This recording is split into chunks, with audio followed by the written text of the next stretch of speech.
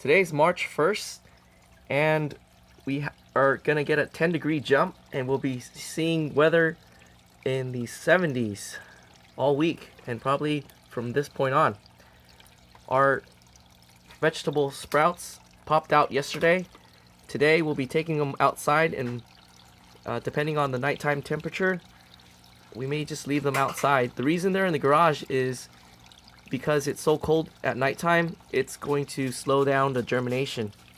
Plants like 70-degree soil temperatures best. Seeds like 70-degree soil temperature best to germinate. So we'll take them outside and let them bask in the sunlight. Here are our plants now enjoying the warm sun this morning. These are a mixture of pak choy and Chinese kale. Over here are plants that have filled in with green now after getting some light. They have chlorophyll in them. These are tomato plants. And this is how I normally start my plants, using these starter packs.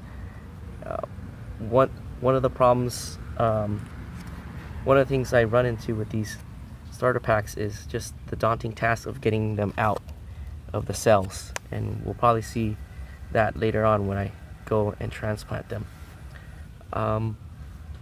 Depending on the application, I'll go between using different types of cell or starter plant containers. So for instance, if I need a plant to stay in the container for longer, I use a bigger pot. So with the bigger pot, it holds more nutrients, it holds more water, there's more space for the roots to grow. So these, if I use a smaller pot, that means I'm going to have to transplant it sooner. With these plants here using cartons, my plan is to transplant them as soon as I can. So the size of the cell is going to dictate how long you can keep your plants in them before you have to transplant them. This year I'm trying to do better at succession planting, so hopefully with the cartons and peat moss it'll work out so that I can start plants and then easily transplant them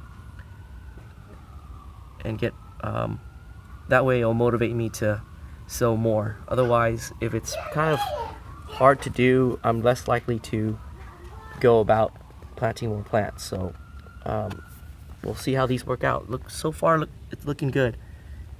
And the last thing to mention is that the peat moss is a very inert planting material. That means it doesn't have the necessary nutrients for the plants to grow well in.